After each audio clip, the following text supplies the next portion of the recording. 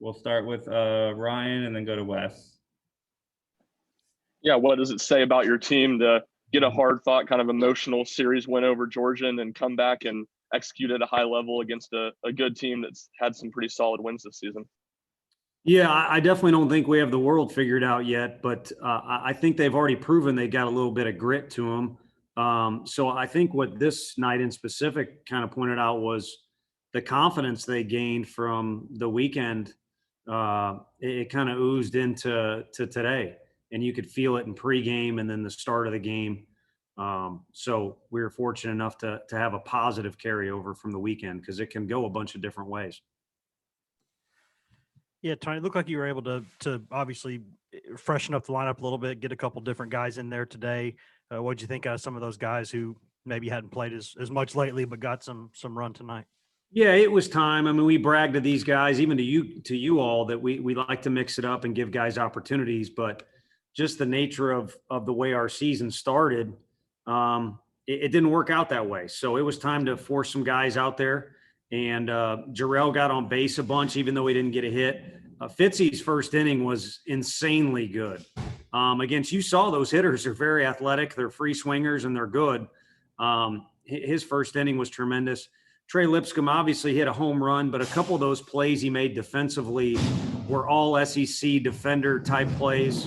And then, obviously Booker struck a couple balls very, very well. Christian Scott makes a Gold Glove play and right. So it was exciting to see a lot of guys do some great things. And Cortland Lawson's hit about 3 or 4 home runs his last few at-bats in practice. So you got to see what he's been doing in practice today in the game. All right, we'll go to Ben and then Tim. Tony, I'm just curious if you feel like you learned anything about your baseball team this past weekend, with it being the opening series, and then just kind of what you're looking forward to this weekend as well. Yeah, I mean, always looking forward to competition. It doesn't matter if it's SEC team or not, but when it is, it's got a little something to it because it's going to count on your conference record. And also those are your consistent opponents. So we're definitely fired up for the next opportunity we have to play. But for now, there's business to attend to. Get home tonight, get some food in your belly, of course, first, and then get home. And we got some things to do tomorrow, including testing. But what we learned over the weekend was honestly a repetitive theme of, like I said, they got some grit to them, but there's so many different situations that come up in baseball. And to lose a game in the ninth, when the crowd goes nuts, you have to watch the other team celebrate and run their guy all the way out into right field and not carry that emotion negatively into Sunday. I think they used it as a little bit of motivation. Hey, we were right there. We need to finish off win number 2. But really, I think it was almost a wipe the dry erase board clean and just have a good focus, but also be loose to you is kind of what I saw on Sunday. And so more of the same of what we've seen, but I guess on a grander stage being SEC play. And for the first time, we had to do it after losing a game like that. Tony, you guys have really been swinging the bats well, 13 runs again tonight. Just how important is that when you go into a series with a team like LSU, with a starter on Friday night like Jaden Hill? Yeah, I know Jaden very, very well from back in the high school days. He was in Arkansas when I was at Arkansas, and it's an electric arm and an incredible athlete, a good kid. So you want to have your mentals about him when you get in the box. There's no doubt about it, because regardless of your skill level, his is at a very high level too. So you're going to have, a pretty good clash there. So the mentality piece is huge. And I think it's good to have the bats, going for, relieve a little stress on the coaches, but also get guys feeling good about where they're at and not questioning themselves. That doesn't mean you got to get a hit every time. Like we mentioned, Jarrell was one example of a guy who put together a bunch of at-bats, but didn't have a crazy, sexy stat line or anything like that.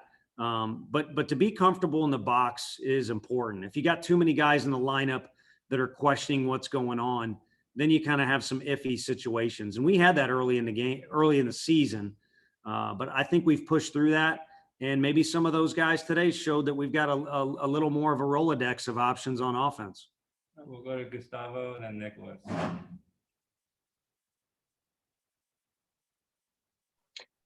Coach, winning 6 out of the last 7 games, including the Georgia series, how do you see your team, developing and, getting better and having this streak that, tells your team has been really resilient?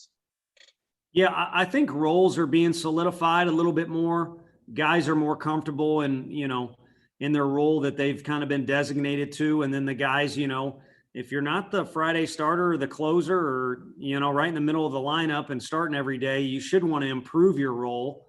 So I think we got some guys that are hungry to get even better, but we've got a whole bunch of guys that are accepting the fact. I had one guy meet with me yesterday, and we'll see how that goes. I'll just leave it at that for now, but I had a pretty interesting meeting yesterday with a guy that just wants to help the team, and it's a real good sign. And I think, to be at that point in this year and also have a good record where we don't have a bunch of black eyes from too many lessons learned is a true positive. Coach, you had 8 different pitchers tonight on the mound. Was that a part of the game plan coming into tonight, or was it just a function of the way the game panned out? And which pitcher do you think stood out the most to you? Yeah, no, that's a great question. And to be honest with you, we had an index card that we went over, and you map out plan A, and dear Lord, in life, plan A doesn't work out very often. And tonight it didn't go the way we scripted. It's really hard with Drew in there because his spot in the order's got to come up in the right way so he can go down to the bullpen and get loose.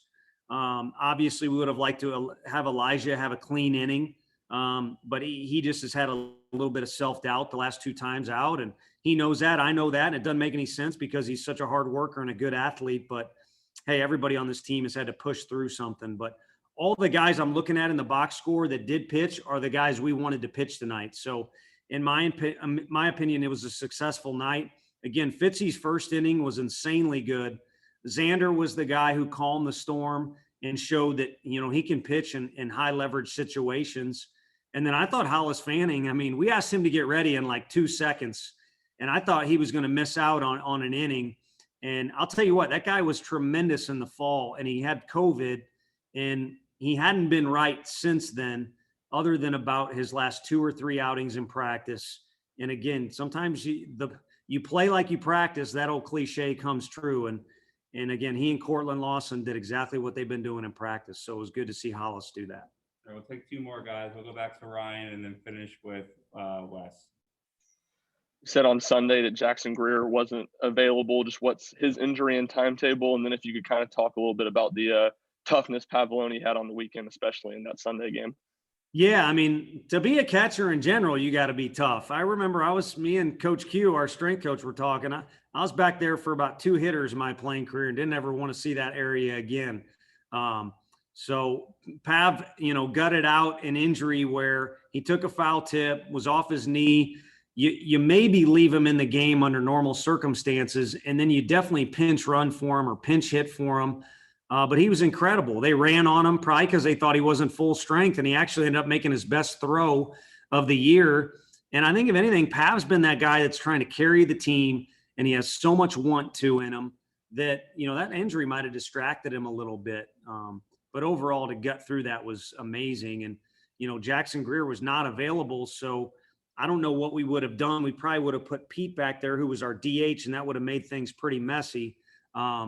But Jackson will be available sometime soon. He got checked out by the doctors when we got back to Knoxville. Right now, just tendonitis.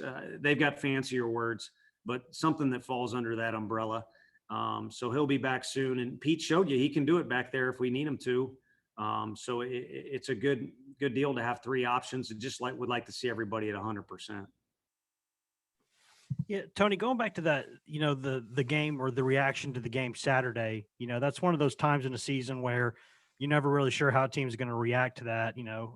How was your message to the team after the game? Was it more of a calm everybody down thing, or kind of a rattle some cages thing because of the way that one got away? Yeah, it was try and calm myself down. And then it was, just a firm message because you got the blood boiling going and you're a little frustrated. I think if we make 1 of 2 plays defensively, we're out of that deal. And then, the kid's 0-1 and a little bit of a free swinger. And I'm not so sure if we hit our spots or don't throw them a strike. So you're so close. And so for everyone to just get their emotions removed from a talk in the outfield within a matter of 2 minutes is impossible. So while there were emotions, I think everybody, you just could feel it. Everybody was ready to look forward to Sunday because we went down there to win a series and we were that close. And it wasn't like, oh, shucks, we were that close. We were lucky to be that close. It was, we're in a position to do what we came here to do. So let's get right back to it and make sure we do that because we still have that opportunity. So it's really hard to have those talks because someone taught me at a young age, you know, you're not supposed to yell at them in that situation and all that good stuff, but don't want to hurt anybody's feelings. But it was a stern talk, but at the same time, hey, just turn the page. I mean, you know, you throw all the cliches at them, but ultimately what goes on in that hotel and on the bus that I'm not even, well, I guess I'm on one of the buses, but you know, there's more time there with each other. They made some sort of decision to come out with, again, that great loose focus on Sunday. And I hope that's a lesson that's learned because you're going to get punched in the gut a few times in the SEC, no matter how good you are. Thanks, Coach. Thanks, guys. Take it easy.